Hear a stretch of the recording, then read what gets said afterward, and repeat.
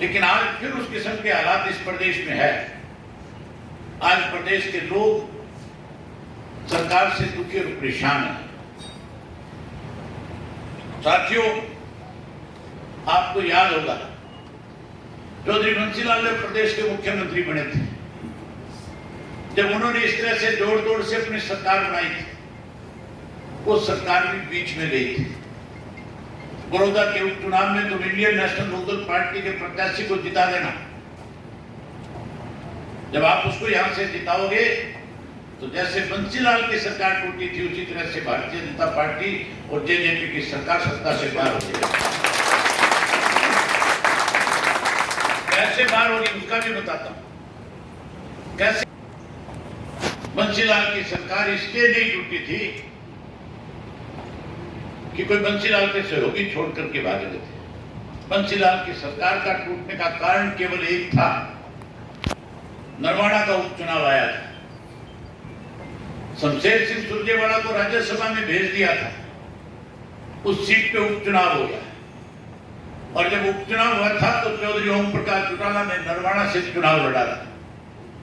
और चौधरी ओम प्रकाश चौटाला जब नरवाड़ा से चुनाव जीत गए तो फिर सारे प्रदेश के अंदर, देश के अंदर इस बात को लेकर के मैसेज गया कि आने वाला समय इंडियन नेशनल लोकदल पार्टी का है। और उस मैसेज से अनेक ऐसे स्वार्थी नेता थे जिन्होंने सरकार को छोड़कर के चौधरी ओम प्रकाश चौटाला के साथ आकर के खड़ा होना पड़ा। बंसीलाल की सरकार गई, चौटाला साहब की सरकार बढ़ी। आज भी उसी किस्म के हालात हैं। आज भी जो सरकार है उस सरकार में आपस में कोई तालमेल नहीं है। आज ऐसी हालत है कि सत्ता में बैठे लोग अपनी पार्टी के लोगों के लिए खुल करके पता नहीं कौन कौन सी भाषा का प्रयोग करते हैं। कोई खोपर कहता है, कोई कहता है सौदाई की मैंने। अगर उन सारी चीजों का आप देखो तो फिर आपको एहसास होगा कि आज सरकार नहीं, आज तो केवल माफिया और गिरोह बने हुए हैं जो केवल लूटने में लगे हुए हैं। इस सरकार ने इस लॉकडाउन के अंदर भी लोगों को लूटने का काम किया। हमें इस बीमारी से जहां बचाना चाहिए था, बचाने की बजाय हमारी जेबों पे डाके डाले गए। और डाके भी छोटे नहीं, बड़े डाके डाले गए। अगर आप चाहते हो कि इन सब चीजों से छुटकारा मिले, मैंने बड़ौदा विधानसभा क्षेत्र के बहुत सारे लोगों के साथ टेलीफोन पर संपर्क किया था जो पुराने पार्टी से जुड़े हुए थे, जिन्होंने सदा इंडियन नेशनल लोकदल पार्टी को मजबूत करने का काम किया था। मैंने उन सबसे प्रार्थना करी थी। मैंने उनसे कहा था कि आप सब साथी अब की बार 4 तारीख को मीटिंग में आना।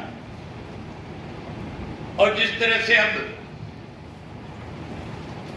आज आपकी मीटिंग में जो उत्साह है, जिस तरह से आज इस मीटिंग के अंदर आप लोगों ने आकर के फिर से इंडियन नेशनल लोकदल पार्टी को मजबूत करने का काम किया है। यहां सीआईडी वाले घूम रहे होंगे, उन्होंने आपकी फोटोएं भी खींची होगी। आज मुख्यमंत्री को भी दिखाएंगे, उप मुख्यमंत्री को भी दिखाएंगे। और फिर आप ये मान के चलो उनके टेलीफोन आपके पास आएंगे,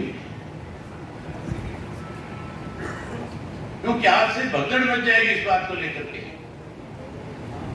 आज से ही इस बात की चर्चा शुरू हो जाएगी कि आने वाले समय में जब बड़ौदा विधानसभा का चुनाव होगा तो फिर 100% चुनाव में इंडियन नेशनल लोकदल पार्टी का प्रत्याशी विजयी होगा। मैंने अभी जिलों के प्रोग्राम रखे हुए, डिस्ट्रिक्टों के प्रोग्राम मेरे 8 तारीख को खत्म हो जाएंगे। 15 तारीख के बाद बड़ौदा विधानसभा क्षेत्र के एक गांव में आऊंगा।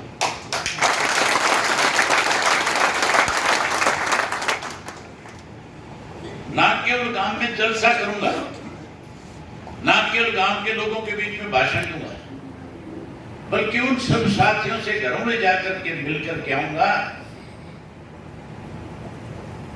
जिन साथियों ने हमेशा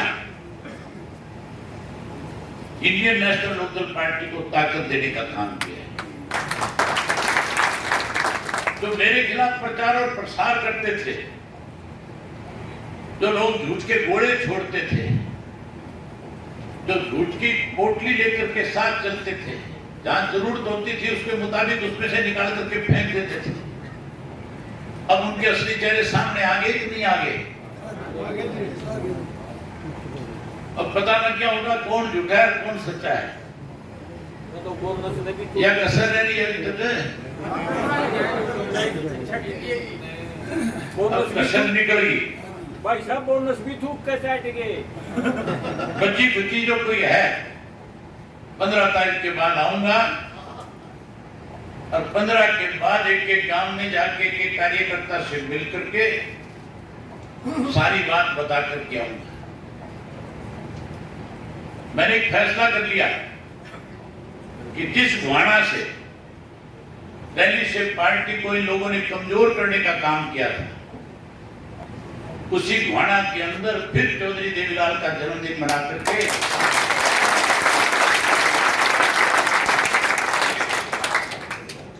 पार्टी को फिर दोबारा उन्हीं शिखर और ऊंचाइयों पे ले जाने का काम करेंगे और उसी ग्राउंड से इस बात का ऐलान करवाएंगे कि आने वाली सरकार इंडियन नेशनल लोकदल पार्टी की सरकार है।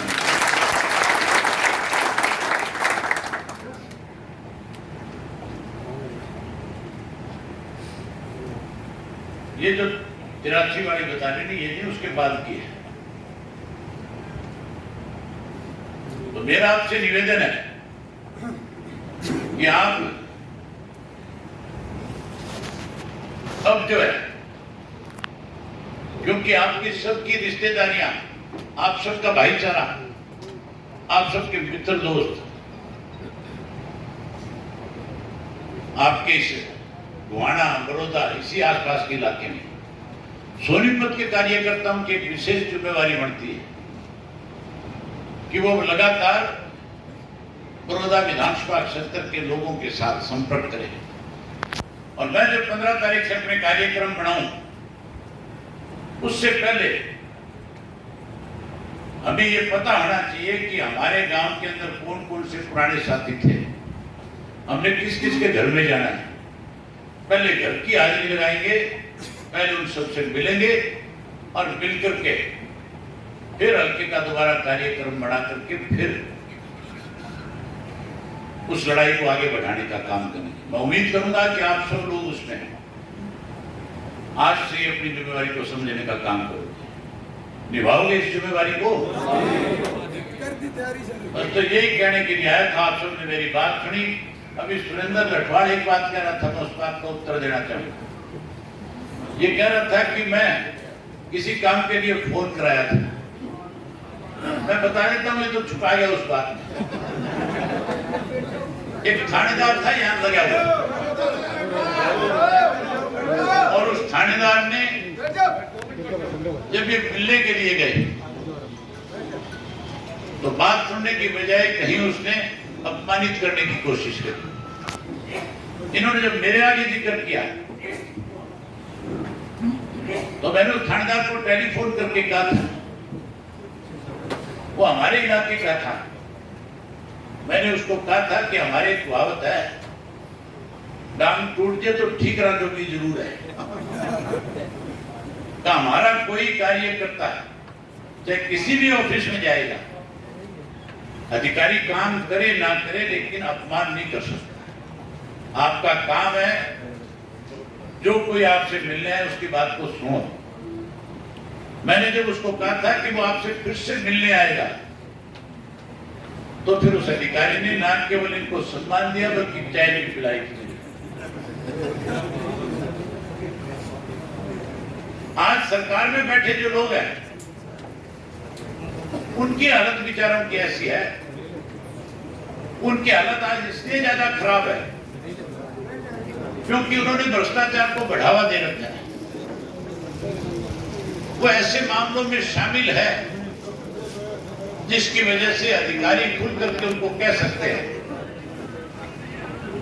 लेकिन आपकी पार्टी का एक कार्यकर्ता इतना मजबूत है, संगठित है कि अधिकारी को उसका मान और सम्मान देना पड़ेगा। ये बात आपसे कहने और करने आया था, आपने मेरी बात सुनी। आप सबका बहुत धन्यवाद। जय हिंद, जय भारत।